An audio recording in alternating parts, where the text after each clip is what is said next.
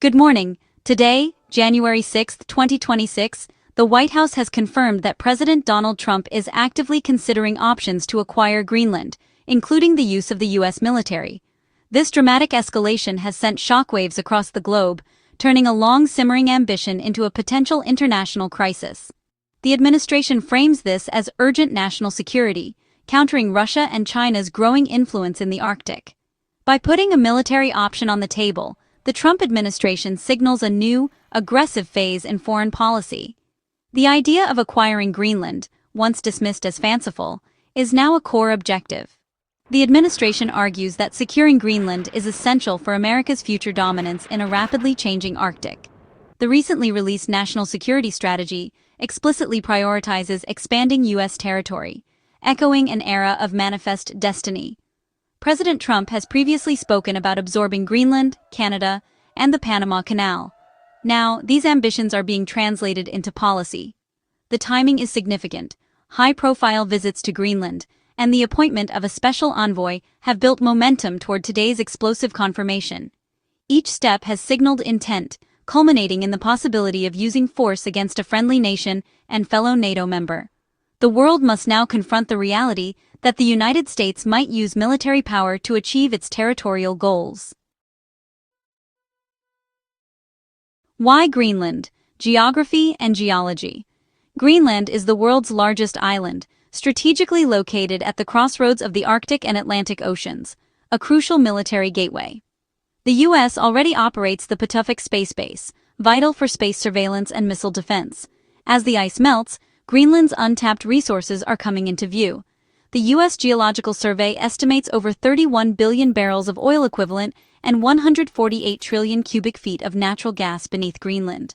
For an administration focused on energy dominance, these resources are irresistible. Greenland also holds rare earth minerals, critical for technology and military hardware, currently dominated by China. Gaining control would secure a domestic supply chain and reduce dependence on rivals. The island's uranium, graphite, and other minerals add to its appeal. As new shipping routes open, Russia and China are expanding their Arctic presence. From Washington's perspective, letting rivals gain a foothold in Greenland would be a strategic blunder. Acquiring the island is seen as both an opportunity and a defensive necessity for American interests. To understand the conflict, you need to know Greenland's unique political status. It's an autonomous territory within the Kingdom of Denmark, self-governing, but with foreign policy and defense managed by Copenhagen. Greenland's 56,000 residents are Danish citizens with a distinct identity and culture. Over decades, Greenland has gained more autonomy, including control over its resources. Many Greenlanders aspire to full independence, hoping resource revenues will make it possible. Any change to Greenland's status requires agreement from Greenland, Denmark, and the U.S. Denmark insists Greenland is not for sale. The decision rests with its people. President Trump's military option bypasses this legal and democratic framework, alarming both Greenland and Denmark. Greenland's connection to Denmark makes it part of NATO. An attack on Greenland is an attack on Denmark. A U.S. military move could trigger NATO's Article 5, creating an unprecedented alliance crisis. Denmark and its European allies have responded with swift, unified outrage. Danish Prime Minister Mette Frederiksen, with other European leaders, warned Washington, an attack on a NATO country would destroy the alliance. The message is clear. Denmark will not be intimidated, and this is an existential threat to the transatlantic partnership. Germany, France, the UK, and Canada have all affirmed that NATO's Article 5 would apply. The prospect of U.S. conflict with its closest allies is a nightmare scenario. European leaders see Trump's rhetoric as a genuine threat, not a negotiating tactic. Last year, Denmark offered increased U.S. military presence in Greenland, but the White House demanded full sovereignty. Denmark has since announced a $4.26 billion plan to boost its own Arctic defenses. The joint NATO statement draws a firm line, pleading for diplomacy and reminding the U.S. that alliances are built on trust, not coercion. For decades, NATO has been the bedrock of European security. Now, its leader threatens to shatter it. The stakes for Western security cooperation have never been higher. European leaders and U.S. critics take the Greenland threat seriously because of recent American military actions, especially in Venezuela.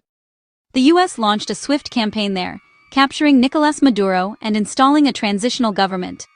President Trump justified the operation as restoring democracy, but the follow-up, U.S. oil companies taking over infrastructure, looked like a resource grab. The Venezuela operation was a clear use of the new national security strategy. Expand U.S. control by force if necessary. This precedent casts a long shadow over Greenland. Allies and adversaries see a pattern. Declare a territory vital, then use military force. Denmark's severe warning reflects real fear, not just rhetoric. The Venezuela campaign, condemned but successful, may have emboldened the administration. But Greenland is not Venezuela. It's part of a stable democracy and a founding NATO member. Applying the Venezuela model to a NATO ally would shatter international norms and alliances. The prospect of military action in Greenland is sparking fierce opposition in Congress. Senator Ruben Gallego is drafting a resolution to block President Trump from using funds to invade a NATO ally. His urgent message: Trump's intentions are clear, and Congress must act. After Venezuela, lawmakers are no longer dismissing Trump's threats as bluster. The debate will be intense. Supporters argue for security and economic interests, citing Russian and Chinese activity in the Arctic. Opponents warn that invading an ally would destroy America's credibility and alliances. Many believe diplomatic solutions exist that don't require force. This internal opposition highlights deep divisions over U.S. foreign policy. Using the military against a democracy is deeply troubling for many Americans. Even a non-binding resolution would send a powerful message to allies. Congress does not support this aggression. The coming battle in Congress will be critical. Amid the geopolitical storm, the voices of Greenland and Denmark matter most. For Denmark, the situation is one of frustration and disbelief. They argue U.S. security concerns can be met through cooperation, not coercion. The U.S. refusal of increased military partnership signals this is about territory and resources, not security. Denmark feels betrayed after decades as a loyal U.S. ally and NATO founder. Greenland's population is small, but fiercely proud of its identity and autonomy. Most Greenlanders seek eventual independence from Denmark, but not by joining the U.S. A few see American investment as a shortcut to prosperity, but this is a minority view. Most value their Nordic social model and worry about losing their way of life under U.S. control. The idea of being absorbed by a superpower is daunting. Greenlanders want independence on their own terms, not by trading one overseer for another. Their desire for self-determination is central to the crisis. American interest in Greenland isn't new. It stretches back over a century. In 1916, the U.S. bought the Danish West Indies, now the U.S. Virgin Islands, and recognized Denmark's claim to Greenland. During World War II, the U.S. built bases in Greenland to defend against Nazi Germany, securing vital shipping lanes. The island's strategic value only grew during the Cold War, as a site for early warning radar against Soviet missiles.